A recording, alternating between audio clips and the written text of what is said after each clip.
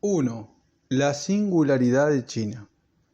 Las sociedades y las naciones tienden a considerarse eternas. Por otra parte, valoran una historia que hable de sus orígenes.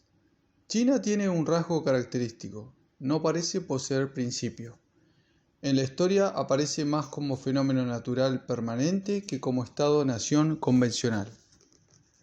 En la narración sobre el emperador amarillo, venerado por tantos chinos como legendario fundador, se tiene la sensación de que China ya existía. Cuando el emperador amarillo apareció en la mitología, la civilización china ya se encontraba sumida en el caos. Los príncipes en pugna se hostigaban entre sí y hacían también lo propio con el pueblo, al tiempo que un dirigente debilitado se veía incapaz de mantener el poder. Impusieron, sin embargo, el nuevo héroe, que reclutó un ejército, pacificó el reino y fue aclamado como emperador. El emperador amarillo ha pasado a la historia como héroe fundador, aunque en el mito fundacional no crea, sino que restablece un imperio.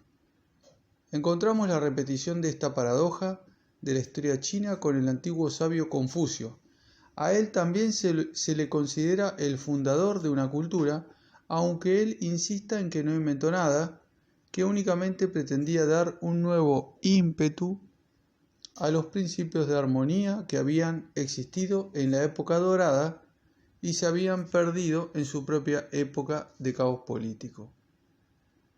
En una reflexión sobre la paradoja de los orígenes de China, el misionero del siglo XIX, Abbé Régis Évariste Houck, conocido viajero, comentaba: la civilización china nace en una antigüedad tan remota que sería un vano empeño descubrir sus inicios.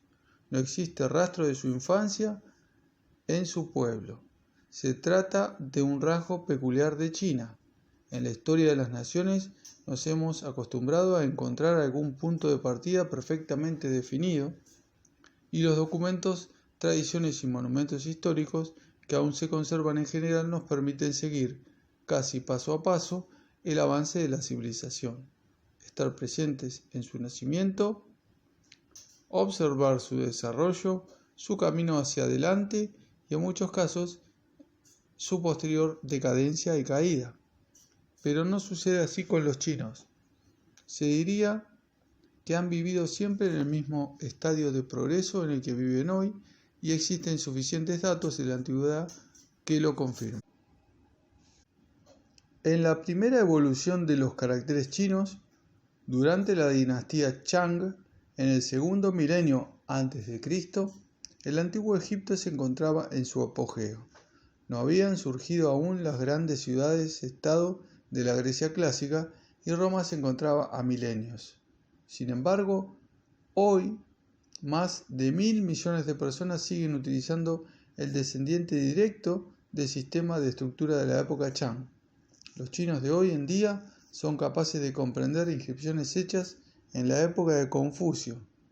Los libros, las conversaciones cotidianas chinas poseen una riqueza de aforismos que cuentan con siglos de antigüedad, en los que se citan antiguas batallas e intrigas cortesanas.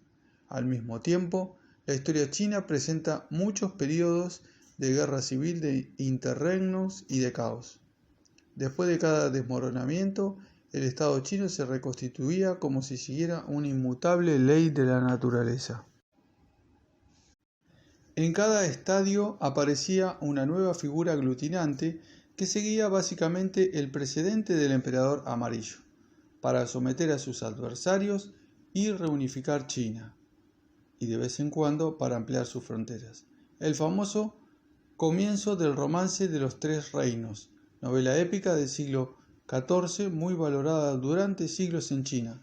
Mao, por ejemplo, al parecer estuvo obsesivamente enfrascado en dicha obra en su juventud. Evoca este ritmo continuo. El imperio, largo tiempo dividido, tiene que unirse. Largo tiempo unido, tiene que dividirse. Así ha sucedido siempre. Cada uno de los periodos de desunión era considerado como una desviación. Cada una de las dinastías se remontaba a los principios de gobierno de la anterior a fin de restablecer la continuidad. Los preceptos fundamentales de la cultura china perduraban después de que los pusieran a prueba las tensiones del periodo de catástrofes. Antes de que se produjera el hecho fundamental de la unificación china en el 221 a.C., transcurrió un milenio de gobierno dinástico que fue desintegrándose poco a poco a medida que evolucionaban las subdivisiones feudales, pasando de la autonomía a la independencia. Ello culminó en 2 siglos y medio de caos que han pasado a la historia como el período de los reinos combatientes. 475 a.C., 221 a.C. Su equivalente europeo serían los interregnos entre el Tratado de Westfalia de 1648 y el fin de la Segunda Guerra Mundial, cuando un gran número de estados europeos luchaban por sobresalir en el marco del equilibrio de poder. Después del 221 a.C., China mantuvo el ideal de imperio y unidad, aunque siguió la práctica de la fractura y la nueva unión por ciclos, que en ocasiones llegaron a durar unos cuantos siglos. Cuando el Estado se fracturaba, se libraban cruentas guerras entre los distintos elementos. Mao dijo en una ocasión que durante el período denominado de los Tres Reinos, 220-280, la población china pasó de 50 millones de habitantes a 10 millones de habitantes. También fue muy sangriento el conflicto entre los participantes en las contiendas de las 2 guerras mundiales del siglo XX. En su extensión máxima, la esfera cultural china abarcaba un área continental mucho más grande que cualquier estado europeo, de hecho comparable a la de la Europa continental. La lengua y la cultura chinas, así como el mandato político del emperador, se extendían a todos los territorios conocidos, desde las tierras esteparias y los inmensos pinares del norte que van fundiéndose hacia Siberia, hasta las selvas tropicales y los cultivos de arroz en los bancales del sur.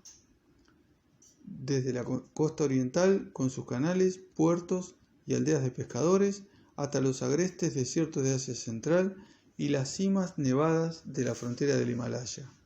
La amplitud y variedad de su territorio reafirmaba la idea de que China era un mundo en sí, que mantenía una concepción del emperador como figura de trascendencia universal que presidía el Tianxia o todo bajo el cielo.